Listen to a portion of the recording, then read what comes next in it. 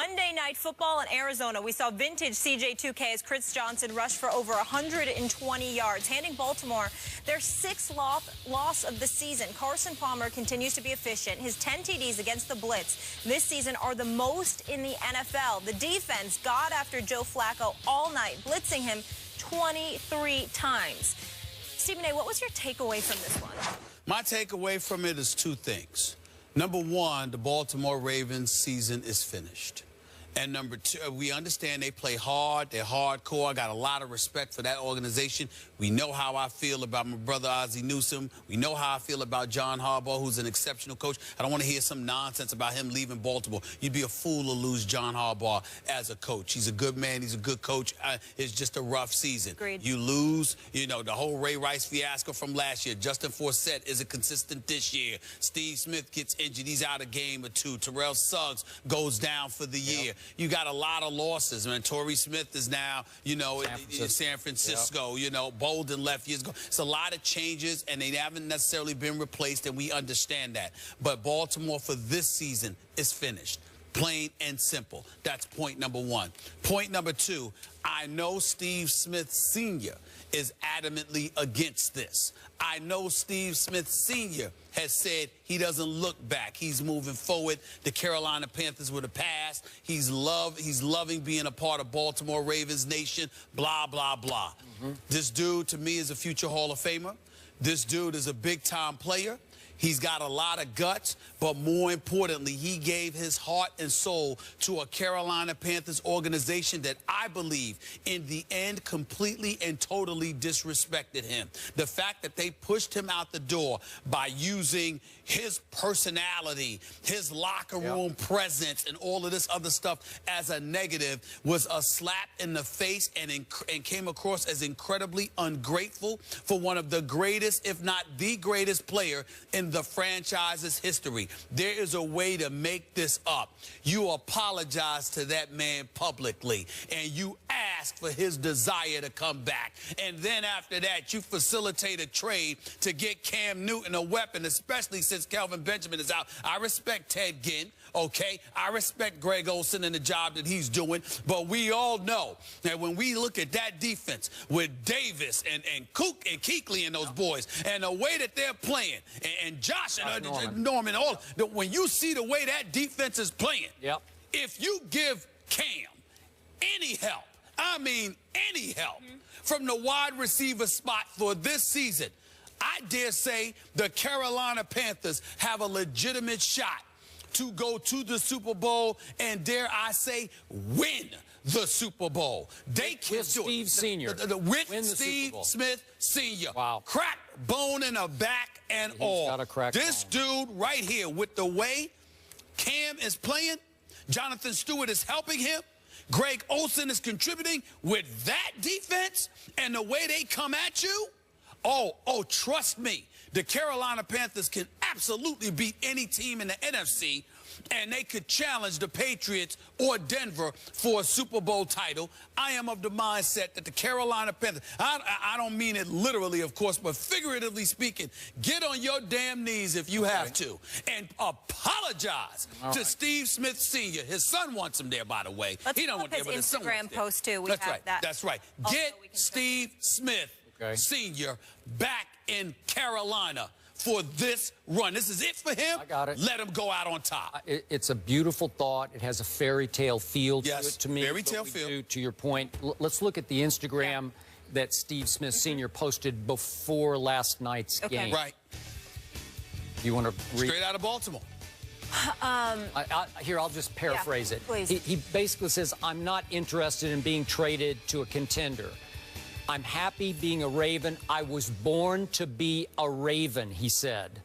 I'm not coming back, meaning back to Carolina, I assume. So I get where you're going. I do like the idea of it. Here's my problem with it. And by the way, the trade deadline is November 3rd if you were even thinking about trading him. And I think they would just have to probably release him. Although, would Carolina give something, a 7th-round pick? They should. They might. They should. They couldn't trade him when they tried 2 years back. They finally just had to cut him. Okay, so Steve Smith is now 36 years of age in his 15th season with microfractures in his back. And I got to tell you, last night, even though he was the most targeted receiver they had, because he's really their only receiver in the wideout position of any note, he didn't look right to me last night. He hasn't looked right since the game at Pittsburgh that they, by the way, won. That's the one game they won. Remember, on the Scooby-Doo missed field goals, right? Yes. Okay. Josh Scooby-Doo. Okay. Yes. So he got hurt in that game and couldn't really come back in that game. And he looks, as he says, I feel stiff every time I try to run. So are you sure he's still that guy? That's my problem. Then back to Dave Gettleman, the GM of the Carolina Panthers, who finally said, we love you, but we've got to cut bait and part ways here. And I'm going to assume, though I don't know this for a fact, that Ron Rivera, the head coach, was probably pretty much on board with that. They wanted to clear the decks in the locker room because he was such a dominating personality for Cam to grow into the leader of the football team. And I think that's happened. I think it was a good thing in part for Steve Smith to be out of the locker room so that Cam could say, this is my team now and it's not Steve Smith Sr.'s team, because he ran the show. He was the prominent spokesman. Now it's Cam. Doesn't it feel like Cam's team? It does to me. It absolutely does. But the point is, give credit and respect to Cam Newton for being the young man that he is. It's not like if Steve Smith came back, then he'd wither away. You know what I'm saying? Like, you know, like some weak individual that can't take another presence in the locker room. And let's also highlight this. You talk about Dave Gettleman. He loves Steve Smith, but obviously I got to let you go. They didn't treat him with any love, pushing him out the door. No, I agree with that. I mean, listen, the fact of the matter is, I would dare say, and I don't say, there's not too much to say negatively about the Carolina Panthers. God bless them and their franchise. But the reality is that they could have handled his departure a bit better. I think you see Steve Smith saying, I was born to be a Raven and blah, blah, blah, because of how he is treated as a man. And he didn't feel like that was how he was treated in his waning years in Carolina. He was disrespected.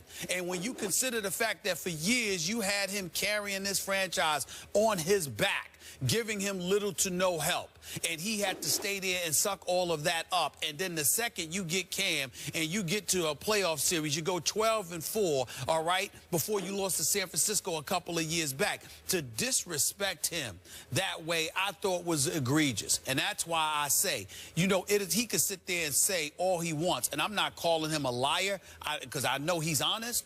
But the fact is that Steve Smith Sr., in my opinion, is saying what he's saying because of the respect that he is treated with in Baltimore in comparison to what he was treated like in his waning years in Carolina. That's why I say, no, he's absolutely right to take the position that he's taken. And if you are Carolina, it is not enough to just try and trade for him. You need to apologize to that man for how you pushed him out the door. It wasn't just money. You basically tried to impugn his integrity and sully his name along the way. And that is what he found unforgivable. Apologize, own up to that man, and then see what Instagram he puts out there. Steve Smith Sr., by the way, I like that name. Well, you know, well, listen. The bottom line is, it's the best name in the NFL. But go ahead. It's the best name in the NFL. This might be the proudest man in the NFL. Is that possible? Yeah. His pride. We are proud individuals. Yes. Okay, you got it. Steve Smith Sr. Because of that, most pride at this desk. Wouldn't you agree that it's very possible that bridge is burned to the ground after he got pushed out the back door? I don't know. I believe anybody who's humble enough to acknowledge their mistakes and to apologize. If you sullied and denigrated him in any way publicly, if you apologize publicly, I think it's possible that somebody like Steve Smith can forgive you. What he can't forgive is you sticking out your chest, acting like what you did was right when you were clearly wrong. That's the unforgivable part. Here's the flip side of this coin. I'm not sure the Ravens would let him go, because this is the hardest luck team I think I have ever seen. They have gone right to the wire in every game. Obviously, they've lost all but the one, which was probably their hardest game, at Pittsburgh. But even last night, Flacco is throwing from, what was it, like the 15-yard line into the end zone to potentially set up a tie game at Arizona. They have battled their back ends off game after game, and I'm not sure that Harbaugh and Ozzie want to throw in the towel by saying, oh, yeah, we let go our only credible receiver, because they have been roundly criticized, especially in Baltimore. Well, remember, they gave up, they let Torrey Smith go. They lost Bolden a couple of years ago. They don't have anybody left. There's no Jacoby Jones. I think you have that attitude if he's just another player. If this is the end for him, and he wants to go, which clearly he doesn't at this particular juncture. But if he wants to go, if he reaches, if he gathers an epiphany, and this, you know, because Carolina Panthers apologize, and he says, hey, I wouldn't mind ending my career there. I think the Ravens, the class organization that they are, recognizing where they are at this particular moment in time, I think they would grant that wish under those conditions. But the first step would be the Carolina Panthers, specifically Mr. Gettleman, apologizing to Steve Smith for the manner in which you pushed him out that door in Carolina. Like a lot of guys that walk out the door always say, just leave me my name, just leave me my name. Yeah. Don't sully my name. Yep. That's what they did to Steve Smith, and they need to apologize for it. And let's just quickly mention that Carson Palmer had another fantastic game, continues to be consistent. Chris Johnson leads the NFL in yards after contact, and they're now 5-2, leading the NFC West, third in the NFC. The NBA is back. The road to redemption for LeBron James begins tonight. Will the Cavs be back in the finals? If not, who will? NBA tipping tonight.